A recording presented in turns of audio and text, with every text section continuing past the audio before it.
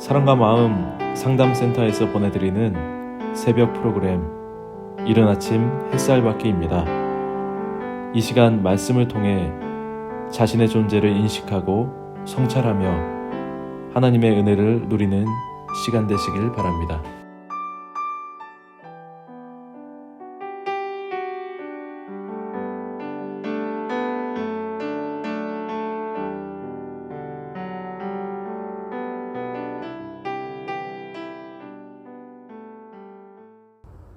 안녕하세요. 박선미 상담사입니다. 최근에 청소년 상담을 하면서 느끼게 되는 것이 있었습니다. 마음을 열고 신뢰감을 형성하려고 공감도 해주고 지지도 해주지만 신뢰감 형성이 잘 되어지지 않고 욕구만 줄줄이 늘어놓으며 그 욕구를 해결하게 해달라고 조르고 있는 아이들을 만나게 됩니다. 그 아이들을 보면서 저는 하나님께 내 욕구만 늘어놓고 있는 내 모습을 보게 됩니다.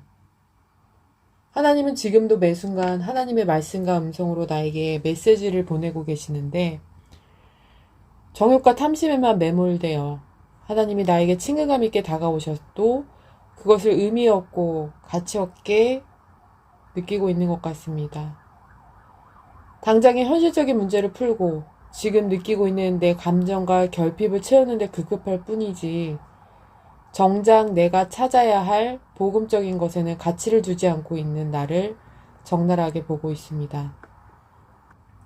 오늘의 설교 제목이 하나님과 치료적 동맹을 맺었는가입니다.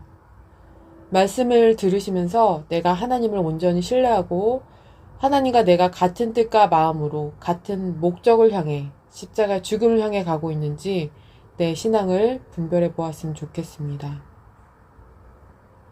본문 말씀은 로마서 6장 3절에서 9절 말씀입니다. 무릇 그리스도 예수와 합하여 세례를 받은 우리는 그의 죽으심과 합하여 세례를 받은 줄을 알지 못하느냐. 그러므로 우리가 그의 죽으심과 합하여 세례를 받음으로 그와 함께 장사되었나니 이는 아버지의 영광으로 말미암아 그리스도를 죽은 자 가운데서 살리신과 같이 우리도 또한 새 생명 가운데서 행하게 하려 함이라. 만일 우리가 그의 죽으심과 같은 모양으로 연합한 자가 되었으면 또한 그의 부활과 같은 모양으로 연합한 자도 되리라. 우리가 알거니와 우리 옛사람이 예수와 함께 십자가에 못 박힌 것은 제 몸이 죽어 다시는 우리가 죄에게 종노릇하지 아니하려 함이니 이는 죽은 자가 죄에서 벗어나 의롭다 하심을 얻었음이라. 만일 우리가 그리스도와 함께 죽었으면 또한 그와 함께 살 줄을 믿노니 이는 그리스도께서 죽은 자 가운데서 살아나셨음에 다시 죽지 아니하시고 사망이 다시 그를 주장하지 못할 줄을 알미로라.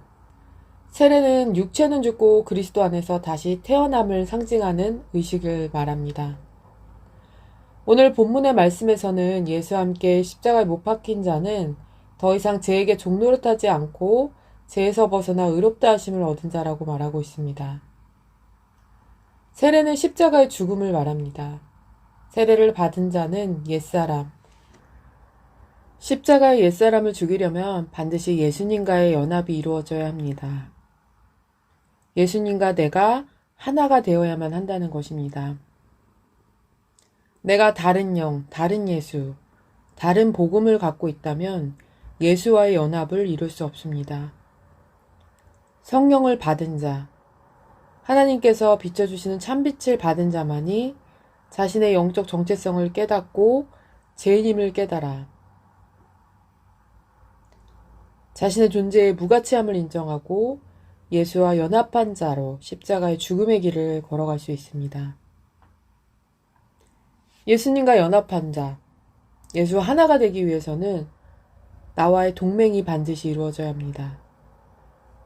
동맹은 서로의 목적을 위해 동일하게 행동하기로 맹세하여 맺는 약속이나 관계를 의미하는 말입니다. 십자가의 죽음과 부활을 위해서 동일하게 한 몸이 되어 죽어야 한다는 것입니다. 자기의의 몸인 옛사람을 죽이고 성령이 거하시는 새 사람이 되기 위해 동일한 뜻을 가지고 예수님과 내가 움직여야 한다는 것입니다.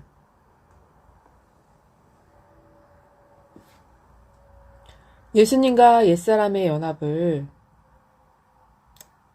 상담 적인 관점으로 바라본다면 상담자와 내담자가 치료적 동맹을 맺는 것이라고 표현을 할 수 있을 것입니다. 치료적 동맹은 내담자가 상담관계가 안전하고 상담자가 자신을 이해한다고 느껴야만 형성이 됩니다. 상담실에 처음 찾아온 대부분의 내담자들은 상담자 첫 면접을 하면서 상담자가 어떤 사람인지에 대한 관찰을 합니다. 내 속마음을 풀어내도 괜찮을까?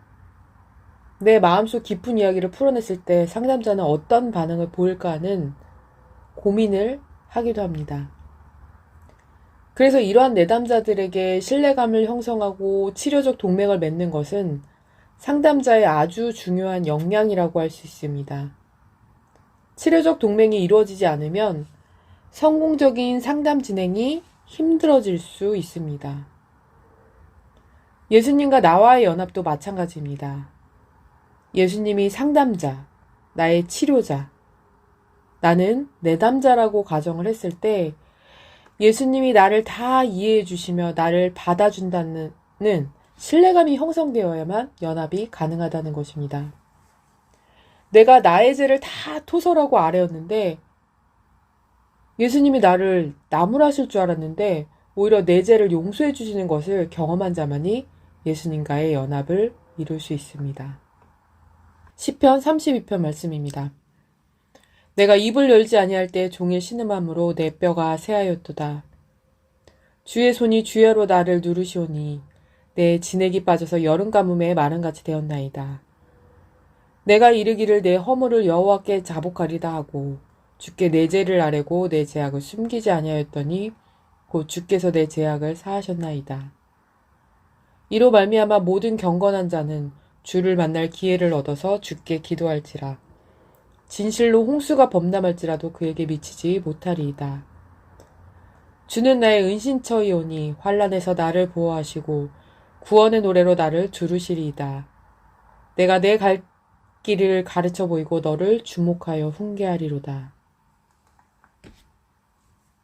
시편 기자는 내가 하나님께 내 죄를 자복하지 않았을 때의 마음의 고통을 내 뼈가 새하였다라고 표현하며 마치 하나님의 손이 주야로 나를 눌러서 여름 가뭄에 마른같이 되었다고 표현합니다. 용기를 내어 내 허물을 더 이상 숨기지 않고 자복하니 하나님께서 내 죄악을 사해 주셨다라고 말합니다. 내 죄를 자복했을 때 내 죄를 사해 주시는 하나님을 경험한 것입니다. 그래서 이런 고백을 했습니다. 주는 나의 은신처이오니 환난에서 나를 보호하시며 구원의 노래로 나를 두르시는 분이 시로다.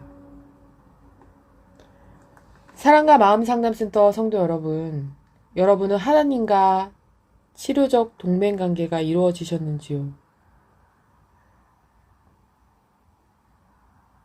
내가 나의 죄를 다 토설하였을 때 나를 의롭다 칭하여 주시고 하나님의 자녀 삼아 주신 사실이 믿어지시는지요? 하나님은 지금도 나를 치료해 주시길 원하십니다. 나를 기다리고 계십니다. 오늘 하나님께 고백을 해봅시다. 하나님, 제가 이래요. 저 아직도 그래요. 어떻게 해요? 저 이래도 되나요? 이래도 믿는 사람 맞아요? 이렇게 물었는데 하나님은 이렇게 대답하십니다. 그래, 인간의 본성이 원래 그렇단다. 그래서 예수가 필요한 거란다. 너 자신의 옳다함으로 의를 이룰 수 없단다. 예수님과 하나가 되어 십자가에 죽거라. 그리고 부활한 자로서의 삶을 살아가거라. 근데 부활한 자가 왜 이렇게 행위적으로는 더 나쁜 짓을 하는 것 같기도 한데 하나님, 이게 부활한 자가 맞아요? 너는 이미 마음이 변했단다. 너의 마음에 예수 그리스도와 성령님이 사시는 임마누엘이 이루어졌단다. 이젠 너 자신이 하고 있는 행위 때문에 더 이상 자책하지 말고 너희 마음에 역사하시고 계시는 예수님만 바라보아라. 만질 수도 없고 눈에 보이지도 않기에 하나님이 느껴지지 않는다고요? 하나님은 매 순간 나에게 말씀하고 계십니다. 내 주변 사람들을 통해서 내 삶의 사건 사고를 통해 나의 내면의 소리를 통해서도 말입니다. 이제 현실의 삶에 매여서 듣게 되는 세상적 가치의 소리가 아닌 하나님의 음성에 귀를 기울여 봅시다.